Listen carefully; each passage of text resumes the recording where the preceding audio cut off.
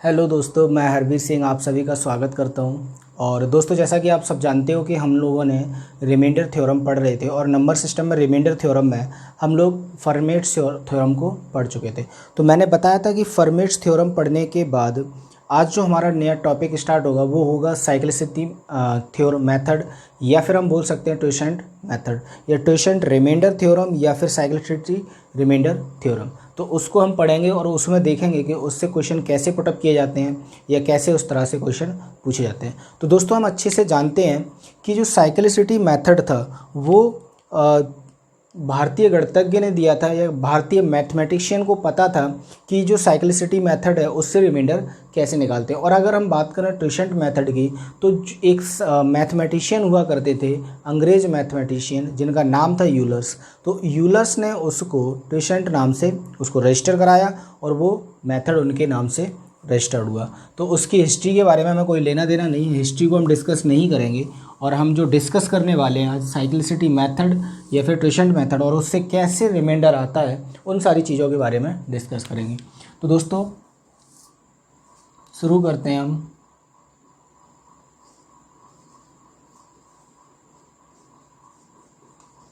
Cyclicity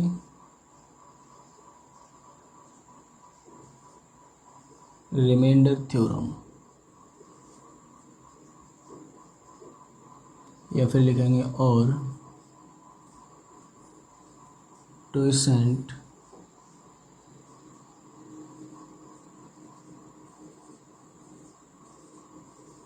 remainder theorem.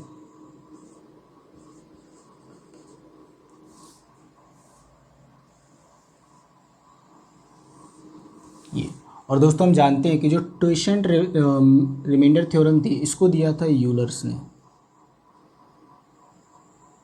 या इसको Euler's theorem भी बोला जाता है, यूलर्स रिमाइंडर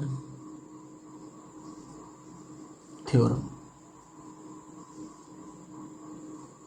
याद रखेंगे कि इसको यूलर्स ने दिया था और इसीलिए इसको बोला जाता है यूलर्स रिमाइंडर थ्योरम।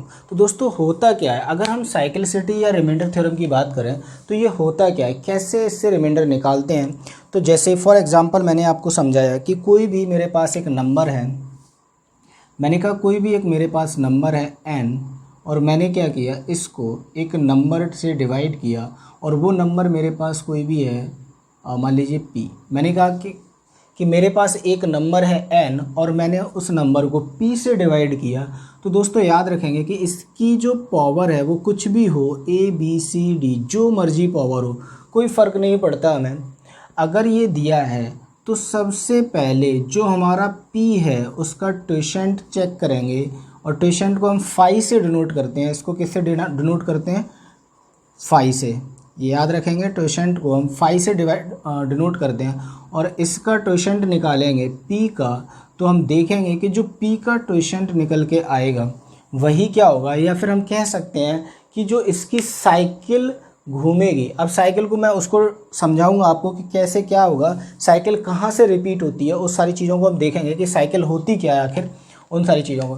तो जहाँ से, जैसे मैंने कहा ये p है, इसका ट्विशेंट निकालेंगे या रिमाइंडर कहाँ से मतलब रिपीट होगा, उन सारी चीज़ों को देखते हैं। जैसे मैंने कहा कि अगर मैं यहाँ पे एक नंबर ले लूँ, मैंने कहा कोई भी नंबर ले लिया, मैंने कहा कि 3 टू द पावर 53। मैंने क्या कहा कि 3 की घात 53 है और मैंने इसे 5 से डिवाइड किया, 5 से डिवाइड किया। तो एक बात बताओ मुझे कि जब मैं 5 से डिवाइड करूँगा इसको, तो मुझे क्या लिखना होगा भाई। मुझे अगर ट्विशेंट थ्योरम नहीं आती है तो मैं क्या करूँगा, इसको सिंपल मेथड से करूँगा। कैसे कि ये कितना है, अब मैंने इससे पहले फर्मेट थ्योरम पढ़ाई थी और मैंने बताया था कि इन दोनों के बीच में कोई भी कॉमन नहीं हो। तो हम कहाँ देखते हैं कि फर्मेट थ्योरम में मैंने बताया था कि पावर क्या होनी चाहिए, ये 5 है तो पावर क्या होनी चाहिए, 4 की पावर में बनाएंगे। तो यहाँ पे मैं लिख सकता हूँ 3 की पावर 1 गुणा 3 की पावर 52/5। क्लियर है ना, 3 की पावर 1 गुणा 3 की पावर 52। और एक बात बताओ मुझे, मैं इसको कर सकता हूँ 3 की पावर 1 गुणा 3 की पावर 52 को क्या लिख सकता हूँ मैं, 3 की पावर 52 को लिख सकता हूँ मैं 3 की पावर 4 गुणा 13/5। क्लियर है ना। अब देखो, मैंने बताया था कि फर्मेट्स थ्योरम में ही फर्मेट्स ने बताया था कि कोई भी अगर प्राइम नंबर है और दो नंबर हैं, दो को प्राइम नंबर हैं, उनके बीच में जब हम उसे प्राइम नंबर से डिवाइड करते हैं तो अगर क्या बनता है हमारा साइक्लिसिटी, एक तरह से यही एक साइक्लिसिटी मेथड था। तो यहाँ पे क्या होगा कि जो प्राइम नंबर है इससे घात 1 कम है तो हम क्या करते हैं कि इसको डिवाइड करते हैं तो रिमाइंडर हमेशा क्या आता है, यहाँ से 1 आता है। और 3 रिमाइंडर यहाँ से, क्योंकि 3 को 5 से डिवाइड करोगे तो रिमाइंडर कितना आएगा, 3 आएगा। तो ये कितना आ जाएगा, 3 1 3, रिमाइंडर क्या आ जाएगा, 3। क्लियर है ना, रिमाइंडर क्या हो जाएगा, 3। लेकिन यूलर्स ने बताया, अपनी बुक में लिखा कि प्रत्येक नंबर, मतलब कोई सा भी नंबर हो, अगर हम उसको किसी भी नंबर से डिवाइड करें, ये नहीं है कि सिर्फ 5 से, हम उसको किसी भी नंबर से डिवाइड करें तो उसका एक पावर के बाद उसकी जो रिमाइंडर है, उसका जो शेषफल है वो रिपीट होना शुरू हो जाता है। मैंने कहा कि कोई भी नंबर है उसकी एक पावर आने के बाद क्या होता है, एक ऐसी पावर आती है जहाँ के उसके बाद क्या होता है कि उसका जो शेषफल है, रिमाइंडर है, वो रिपीट होना शुरू हो जाता है। फॉर एग्ज़ाम्पल मैं आपको यहाँ पर लेकर दिखाता हूँ। मैंने कहा कि 3 को मैंने 5 से डिवाइड किया, मैंने 3 को 5 से डिवाइड किया। तो एक बात बताओ, अगर मैं 3 की पावर 1 लगा दूं तो क्या आएगा, 3, और 3 को 5 से डिवाइड करोगे तो रिमाइंडर क्या आएगा, रिमाइंडर क्या आएगा हमारा 3। क्लियर है ना, रिमाइंडर क्या आ जाएगा 3। और एक बात बताओ मुझे, 3 की पावर 2 को मैं अगर 5 से डिवाइड करूँ तो 3 की पावर 2 का मतलब क्या हुआ 9, और 9 को 5 से डिवाइड करोगे तो रिमाइंडर क्या आएगा 4, रिमाइंडर क्या आएगा 4। क्लियर है ना। ऐसे ही अगर मैं 3 की पावर 3 को 5 से डिवाइड करूं तो एक बात बताओ मुझे, 3 की पावर 3 का मतलब होता है 27 को 5 से डिवाइड करोगे तो रिमाइंडर क्या आएगा भाई, 5 से 25 रिमाइंडर आ जाएगा हमारा 2। क्लियर है ना, शेषफल क्या आ जाएगा हमारा 2। ऐसे ही अगर मैं 3 की पावर 4 को 5 से डिवाइड करूँ, 3 की पावर 4 को मैं अगर 5 से डिवाइड करता हूँ तो रिमाइंडर क्या आएगा भाई, 3 की पावर 4 का मतलब 81, और यहाँ पे रिमाइंडर क्या आ जाएगा 5। तो ये डिवाइड करेंगे 5 से तो रिमाइंडर आ जाएगा हमारा, 5 से डिवाइड करोगे तो 5 1 5 बचेगा 3, 31 5 6 30, रिमाइंडर आ जाएगा 1। क्लियर है ना, रिमाइंडर क्या आ गया 1। अब एक बात बताओ मुझे कि जैसे ही रिमाइंडर 1 आया, यहाँ से क्या होगा कि रिमाइंडर हमारा रिपीट होना शुरू हो जाएगा। आप आगे देखो कि अगर मैं 3 की पावर 5 लिख सकता हूँ, 3 की पावर 5 को अगर मैं 5 से डिवाइड करूँ तो एक बात बताओ मुझे, 3 की पावर 5 को मैं लिख सकता हूँ 3 की पावर 4 गुणा 3 की पावर 1/5। क्लियर है ना।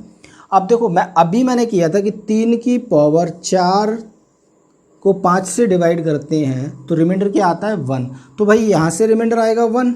क्लियर है ना, यहाँ से मेरा रिमाइंडर क्या आ गया 1, और 3 की पावर 1 को मैंने डिवाइड किया तो रिमाइंडर क्या आएगा 3। तो 3 गुणा 1 बराबर रिमाइंडर क्या आ जाएगा 3। तो जो रिमाइंडर हम पहले ही निकाल चुके हैं, रिमाइंडर क्या आ जाएगा 3। तो यहाँ से हमारा रिमाइंडर आ जाएगा 3। क्लियर है ना।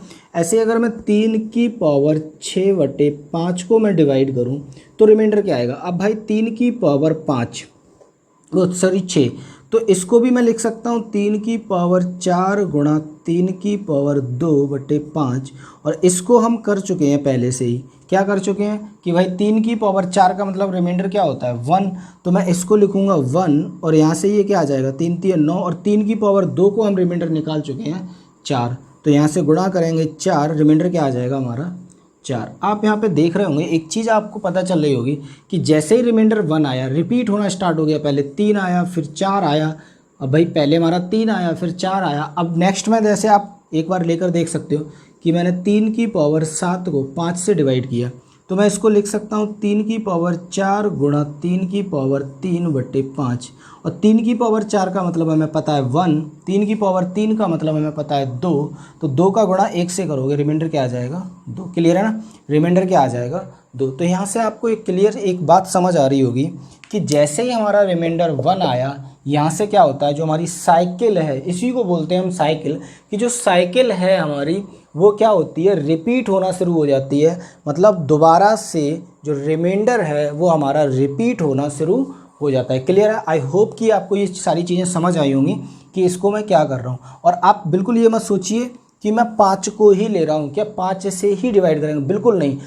यहाँ पर कोई सा भी नंबर हो, मैं सारे मेथड बताऊँगा आपको कि किसी भी नंबर को 5 की जगह आप कोई सा भी नंबर ले लीजिए, आप उसको डिवाइड करोगे तो उससे भी रिमाइंडर हम निकाल सकते हैं। ठीक है ना। अब देखो यहाँ से अगर मैं इसी 5 की बात करूँ 53 की, तो मैं इसको अगर ट्विशेंट मेथड से करता तो 3 की घात 53 को मैं अगर ट्विशेंट मेथड से करता तो एक बात बताओ, मुझे पता है कि 5 से मैं डिवाइड कर रहा हूँ तो जो रिमाइंडर है शेषफल है वो कहाँ से रिपीट हो रहा है, 3 की घात 4।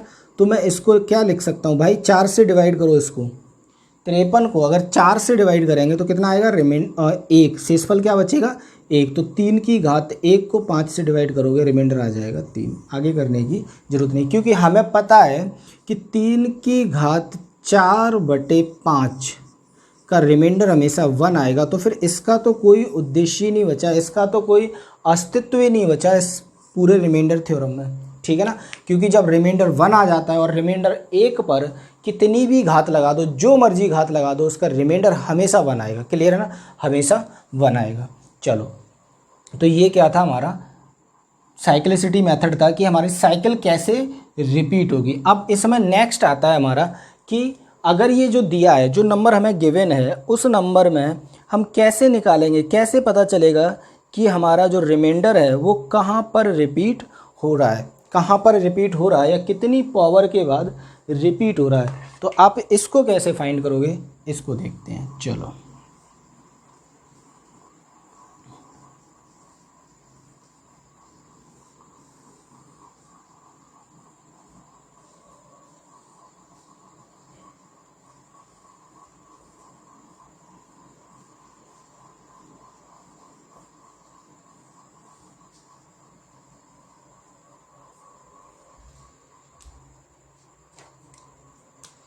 हेडिंग डालेंगे after how much power cycle will repeat.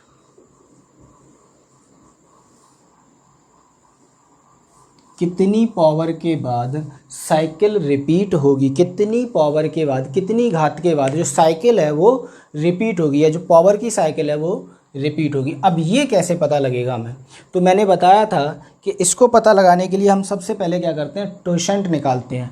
अब जैसे मैंने कोई भी नंबर ले लिया, मैंने कहा कि एक नंबर है मेरे पास 3 की घात, मैं 3 की घात ही ले लेता हूँ, और मैंने कोई भी नंबर ले लिया, जैसे यहाँ पे कोई भी घात लिख दीजिए 5 6 7 3, और मैंने कहा कि इसको मैंने 120 से डिवाइड किया, ठीक है ना, 120 से डिवाइड किया। तब हम कैसे निकालेंगे कि जो हमारी पावर है, जो साइकिल है वो कहाँ पर रिपीट होगी। तो सबसे पहले आप याद रखेंगे कि जो नंबर हमारा नीचे दिया है, डिनोमिनेटर में जो नंबर दिया है, ठीक है ना, डिनोमिनेटर में जो नंबर दिया है उसकी साइकिल चेक करेंगे, उसकी साइकिल चेक करेंगे कि उसकी साइकिल कहाँ पर बन रही है, उसका ट्विशेंट कहाँ पर बन रहा है। आप इसको ऐसे भी लिख सकते हैं या इसके साथ इसका, चलो मैं अभी निकाल के बताऊंगा। अब मैं यहाँ पे एक नंबर लिख देता हूँ, जैसे मैंने कहा कि कोई नंबर है n, इसकी पावर है बाय, और मैंने यहाँ पे एक नंबर लिखा p, ठीक है ना, एक नंबर लिखा p। तो जो हमारा ट्विशेंट है, या हम कह सकते हैं कि ट्विशेंट है, अगर हमें p का ट्विशेंट निकालना है तो p का ट्विशेंट निकालने के लिए हम लिखेंगे 5p, और मैंने कहा कि इसके सबसे पहले हम इसके फैक्टर करते हैं, प्राइम फैक्टर। क्या करते हैं, प्राइम फैक्टर। इसके प्राइम फैक्टर करेंगे तो मैंने कहा कि इसके जो फैक्टर आए वो आए a b c, 3 फैक्टर निकल के आए a b c, और इनके ऊपर घात कुछ भी हो p q r। मैंने क्या कहा कि इनके ऊपर मैंने पावर कुछ भी लगा दी, जो मर्जी पावर लगा दो, कोई फ़र्क नहीं पड़ता। क्लियर है ना, इसके ऊपर जो मर्जी पावर लगा दो, फ़र्क कुछ भी नहीं पड़ेगा। तो अगर हम इस p का ट्विशेंट निकालते हैं तो मैं हमेशा लिखूँगा p गुणा 1 माइनस जितने भी इनके प्राइम फैक्टर हैं उनको क्या करना है, उनसे सब्ट्रैक्ट करना है। जैसे 1 minus 1/a into 1 minus 1/b into 1 minus 1/c। Clear है ना, यहाँ हमें पावर से कोई मतलब नहीं है, पावर चाहे कुछ भी हो इससे कोई मतलब नहीं है। हम सिर्फ और सिर्फ देखेंगे प्राइम फैक्टर। क्या देखेंगे, प्राइम फैक्टर। ये फैक्टर कैसे होने चाहिए, प्राइम। कैसे होने चाहिए ये फैक्टर, प्राइम या अभाज्य। क्लियर है ना, अभाज्य गुणनखंड,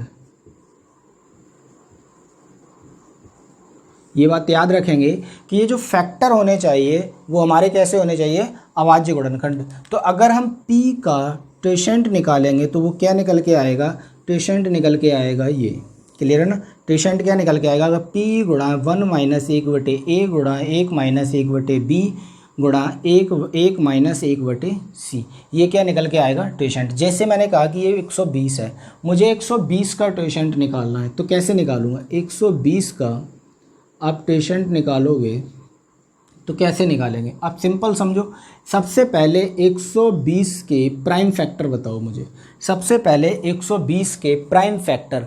तो भाई आपको अगर बिल्कुल कुछ नहीं आता, कुछ भी नहीं आता, तो आप यहाँ पे 120 के प्राइम फैक्टर कर लो। ऐसे तो कर सकते हो ना भाई, इसको मैं 2 से काट दूँ 6 बार, फिर 2 से काट दूँ 30 बार, फिर 2 से काटूँगा 15 बार, फिर 3 से 5 बार और 5 से 1 बार, क्लियर है ना। ऐसे तो निकाल सकते हो ना, बिल्कुल कुछ नहीं आता तो ऐसे निकालो। और अगर थोड़ा बहुत आता भी है तो आप ऐसे कर सकते हो भाई, मैं इसको लिख सकता हूँ 120 को, मैं 120 को लिख सकता हूँ 12 धाम 120, 12 धाम 120, क्लियर है ना। और मुझे पता है कि मैं इसको लिख सकता हूँ 4 गुणा 3, और इसको लिख सकता हूँ मैं 2 गुणा 5, और 4 को मैं लिख सकता हूँ 2 गुणा 2। अब देखो फैक्टर वही बन के आ गए, आप फैक्टर चेक कर लो, फैक्टर वही आए होंगे, 2 गुणा 2 गुणा 2 गुणा 3 गुणा 5, 2 गुणा 2 गुणा 2 गुणा 3 गुणा 5, क्लियर है ना। तो फैक्टर वही निकल के आएंगे, कुछ भी चेंज नहीं होगा। तो हमारा 2 कितनी बार आ रहा है, 3 बार आ रहा है, तो मैं यहाँ पे लिख सकता हूँ 2 की घात 3 गुणा 3 गुणा 5, क्लियर है ना। 2 की घात 3 गुणा 2 की घात 3 गुणा 3 गुणा 5, तो ये क्या आ गया हमारा, इनके प्राइम फैक्टर आ गए। ये क्या आ गए, इसके प्राइम फैक्टर आ गए। अब एक बात बताओ मुझे कि अगर प्राइम फैक्टर हमारे 2, 3, 5 हैं, तो क्या आप इसका ट्वेशेंट नहीं निकाल सकते, बिल्कुल निकाल सकते हैं। आप कहेंगे कि सर बिल्कुल निकाल सकते हैं। कैसे निकाल सकते हैं कि 120 1 माइनस 1/2, 1 माइनस 1/3 और 1 माइनस 1/5, क्लियर है ना, 1 माइनस 1/5। तब क्या आ जाएगा, इसको निकालो। तो मैं यहाँ कर सकता हूँ 120, और इसको करोगे तो ये आ जाएगा 1/2 गुणा ये आ जाएगा हमारा 2/3 गुणा ये आ जाएगा हमारा 4/5, क्लियर है ना। अगर ये सॉल्व करना नहीं आता तो बिल्कुल चिंता ना करें, मैं सब बता कर चलूँगा आपको। इसको क्या करते हैं, इसके नीचे 1 ले लो, तो एलसीएम क्या आ जाएगा इसका 5, भाई दोनों का लासा क्या आ जाएगा 1 और 5 का 5, तो कितना आ जाएगा, 1 से डिवाइड करोगे 5 बार, और 5 1 5 माइनस 1, तो ये आ जाएगा 4/5, क्लियर है ना। ऐसे ही मैंने सबको किया है, इनको इसी तरह से सॉल्व किया है। अब एक बात बताओ मुझे, ये कितना आ गया, अब देखो 5 तिया 15 दूनी 30 चौक 120, इससे ये कैंसिल, क्लियर है ना, इससे ये कैंसिल। अब इसका निकालोगे तो 4 चौक 16 दूनी 32, तो इसका मतलब हुआ कि जो 120 है उसकी जो साइकिल है वो रिपीट होगी 32 पावर पर। कहाँ पर, 32 पावर पर। मतलब हम कह सकते हैं कि जो हमारा 3 है इसकी पावर 32 लगाएंगे, उसके बाद 32 के बाद पावर क्या होंगी हमारी, रिपीट होना शुरू हो जाएंगी, क्लियर है ना। 1 से 32 तक संख्या अलग अलग आएंगी, ये जो रिमाइंडर है वो अलग अलग आएंगे, लेकिन 32 के बाद जैसे ही 33 पावर पर जाएंगे तो वहाँ से क्या होगी, हमारी जो साइकिल है वो रिपीट होना शुरू हो जाएगी, क्लियर है ना, रिपीट होना शुरू हो जाएगी। तो बस यही है कि ट्वेशेंट मेथड में हमें सबसे पहले चेक करना होता है कि जो हमारी साइकिल है वो कहाँ से रिपीट हो रही है, क्लियर है ना, साइकिल है वो कहाँ से रिपीट हो रही है। अब एक बात और इसमें याद रखेंगे कि जो 2 नंबर मैंने दिए हैं, ये जो नंबर हैं P और N, तो हमेशा याद रखेंगे कि इनके बीच में ये दोनों नंबर हमारे हमेशा को प्राइम होने चाहिए। क्या होने चाहिए, को प्राइम। अगर इनके बीच में कुछ भी कॉमन हुआ तो कॉमन संख्या को काटने के बाद ही हम इस मेथड को लगाएंगे, क्लियर है ना, क्योंकि इनका HCF हमेशा क्या आना चाहिए, N और P का HCF क्या होना चाहिए, हमेशा 1, क्लियर है ना, याद रखेंगे। अगर HCF 1 नहीं है तो ये थ्योरम आप अप्लाई नहीं कर सकते, क्लियर है ना, ये थ्योरम आप अप्लाई नहीं कर सकते। अब देखो इसमें कुछ क्वेश्चंस देख लेते हैं कि इसके क्वेश्चन कैसे आते हैं, ठीक है ना। 1-2 क्वेश्चन मैं करा देता हूँ, फिर इसके बाद मैंने बताया था कि मैं PDF अपलोड कर दूंगा, तो PDF में बहुत सारे क्वेश्चन होंगे, आप वहाँ से सारे क्वेश्चन लगा सकते हैं। और मैंने बता दिया था कि PDF आपको कहाँ मिलेगी, तो उसके लिए आप पीछे वाली वीडियो देखें, वहाँ मैंने सारी डिटेल उसके बारे में दे रखी है, ठीक है ना। चलो, अब जैसे मैंने यहाँ पे एक क्वेश्चन लिखा। अच्छा, एक चीज़ और याद रखो, इसमें मैं बताना भूल गया कि अगर जो नंबर है हमारा n power by upon p, ठीक है ना, अगर ये दिया है तो इसका, अगर ये p क्या है हमारा प्राइम नंबर है, p क्या है हमारा प्राइम नंबर है, याद रखेंगे कि अगर p प्राइम नंबर है, p प्राइम नंबर है, तो इसकी जो साइकिल रिपीट होगी, साइकिल रिपीट होगी वो हमेशा होगी p-1 पर। कहाँ पर? p-1 पर। क्लियर है ना। यही तो हमारी फर्मेट थ्योरम थी भाई। फर्मेट ने क्या बताया था कि जो प्राइम नंबर है उसकी साइकिल रिपीट होती है, या उसके जो पावर होती है, कोई भी नंबर है उसकी पावर होती है p-1, तो रिमाइंडर क्या आता है हमेशा 1। या हम कह सकते हैं कि प्राइम नंबर की जो साइकिल रिपीट होगी वो p-1 पर रिपीट होगी, p-1 पर रिपीट होगी। कैसे? फॉर एग्जांपल आप समझ सकते हो कि मैंने कोई भी नंबर लिया प्राइम नंबर, लाइक मैंने 7 लिया या मैंने 13 ले लिया, ठीक है ना। मैंने कहा कि एक प्राइम नंबर है 13, ठीक है ना, मैंने प्राइम नंबर 13 लिया, 13 लिया, तो इसके फैक्टर बताओ मुझे क्या होंगे।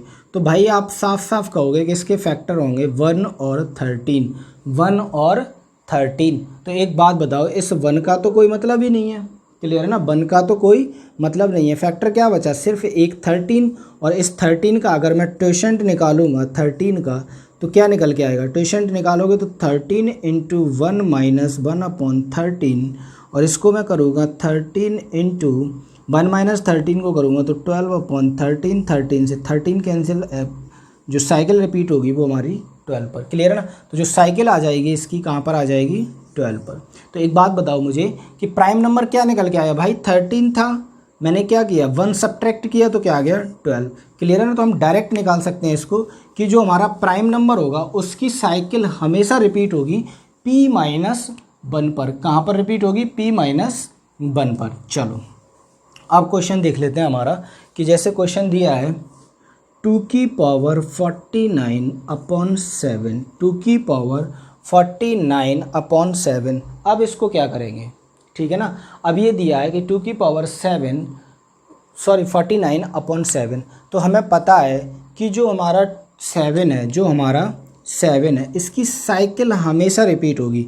इसकी साइकिल हमें पता है कि हमेशा रिपीट होगी 6 पर। तो हम कर सकते हैं कि अगर मैं 49 को 6 से डिवाइड करूं, 49 को 6 से डिवाइड करूं तो कितना आएगा? 6 से 6 अट्ठे 48 भाई, 6 अट्ठे 48, 8 बार कंप्लीट कटेगा तो रिमाइंडर क्या बचेगा? 1। तो मैं यहाँ पे लिख सकता हूँ 2 की घात 1/7, 2 की घात 1/7, और इसको डिवाइड करोगे तो रिमाइंडर हमेशा क्या आएगा? 2। रिमाइंडर क्या आएगा? हमेशा 2। क्लियर है ना। आई होप कि आपको ये समझ में आ रहा होगा। चलो एक और क्वेश्चन ले लेते हैं। जैसे मैंने एक क्वेश्चन लिखा कि 32 की पावर 32 को मैंने डिवाइड किया 9 से।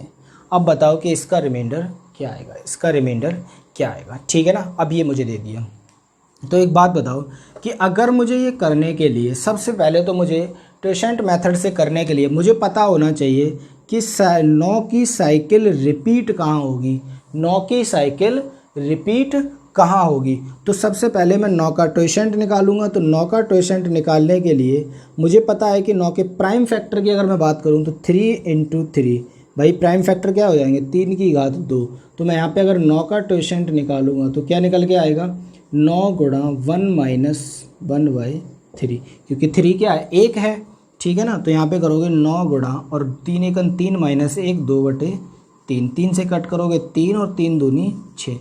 तो 9 की जो साइकिल रिपीट होगी वो कहाँ पे होगी? 6 पर। क्लियर है। 9 की जो साइकिल रिपीट होगी वो कहाँ पर होगी? 6 पर। तो इसका मतलब है कि मैं इस 32 को मैं कर सकता हूँ 32 की घात 32 गुणा 32, और और इसको मैं 9 से डिवाइड करना। तो इसका मतलब क्या हुआ? इस 32 गुणा 32 को मुझे डिवाइड करना 6 से। क्लियर है ना। डिवाइड करना है 6 से। क्यों करना है? क्योंकि जो मेरी साइकिल रिपीट होगी, जो साइकिल रिपीट होगी वो कहाँ से होगी? 6 से रिपीट होगी। तो हम इसको कैसे कर सकते हैं? तो यहाँ से 6 से डिवाइड करो तो 6 छंग 36 माइनस का 4 और 6 छंग 36 माइनस का 4। तो इसका मतलब क्या हुआ कि मैं लिख सकता हूँ 32/9 की घात और 4 चौक 16, 4 चौक 16 और माइनस माइनस क्या हो जाएगा? प्लस हो जाएगा। क्लियर है ना? अब एक बात बताओ मुझे, मैं अगर इसको 9 से डिवाइड करूँ, ठीक है ना, 32 को, तो कितना आएगा? 9 चौक 36। क्लियर है ना? 9 चौक 36। तो मैं इसको लिख सकता हूँ 9 चौक 36 आएगा। तो इसका मतलब हुआ कि मैं इसको कर सकता हूँ -4 की घात 16/9। क्लियर ना?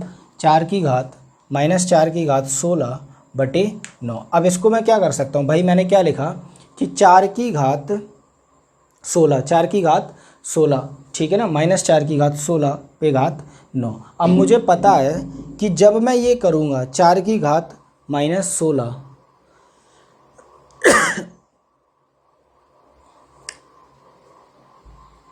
4 की घात -16, तो एक बात बताओ कि मुझे पता है कि जो 9 का साइकिल रिपीट हो रहा था वो कहाँ पर हो रहा था? 6 पर।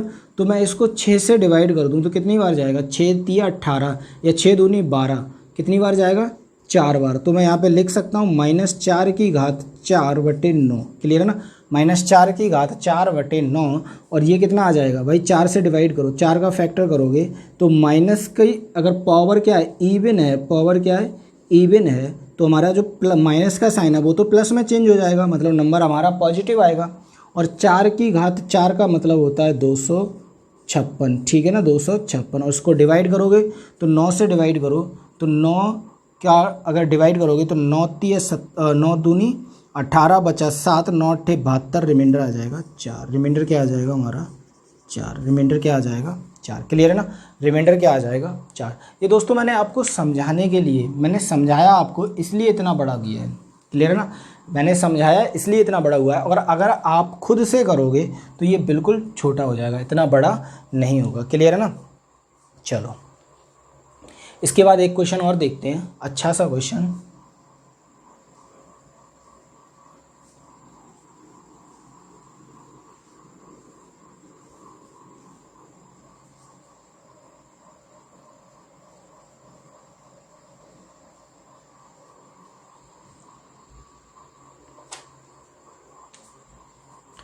एक क्वेश्चन लिखा मैंने, 2 की घात 5 6 7 8 3/143, ठीक है ना, 143। अब इसको करना है हमें टोशंट मेथड से। कैसे करेंगे मुझे बताओ भाई? इसको टोशंट मेथड से करोगे तो क्या करोगे? सबसे पहले तो आप साइकिल चेक करोगे, ठीक है ना। सबसे पहले क्या करेंगे? हम साइकिल चेक करेंगे 143 की कहाँ पर रिपीट होगी। तो एक बात बताओ, मैं जब 143 का टोशंट निकालूंगा तो सबसे पहले मुझे इसके फैक्टर पता करने पड़ेंगे। तो इसके फैक्टर मुझे पता है कि 11 गुणा 13, भाई 13 से गुणा करूँगा 11 का तो कितना आएगा? 143। तो इसका मतलब क्या हुआ कि मैं इसको निकाल सकता हूँ 143 गुणा 1/11 और 1-1/13। इसको करोगे तो 143 गुणा और ये कितना आ जाएगा? 10/11 गुणा 12/13। देखो 13 से 143 कंप्लीट कट जाएगा और 12 दाम 120। भाई जो साइकिल रिपीट होगी वो कहाँ पर रिपीट होगी? 120 पर। अब एक बात बताओ मुझे कि पहले तो मैंने 143 का जब टोशंट निकाला या साइकिल रिपीट चेक की तो वो कहाँ पर रिपीट हो रही है? 120 पर। कहाँ पर रिपीट हो रही है? 120 पर। अब एक बात बताओ कि अगर ये साइकिल 120 पर रिपीट हो रही है और उसके बाद जो मेरी पावर है वो कितनी है? पावर है वो है 56,783। क्लियर है ना? 56783, 56783। तो एक बात बताओ कि पहले मैं इसकी साइकिल चेक करूं, क्लियर ना, इसकी साइकिल चेक करूं और उसके बाद मैं चेक करूं कि ये इसको डिवाइड कहाँ पे कर रहा है, ये डिवाइड कहाँ पे कर रहा है। अब चलो ठीक है, मैंने इसको डिवाइड भी किया तो मैंने 120 से इसको डिवाइड करूँगा तो कितनी बार जाएगा? करो 12 पंजे 60, मतलब 12 चौक 48, 480 बचेगा कितना हमारा?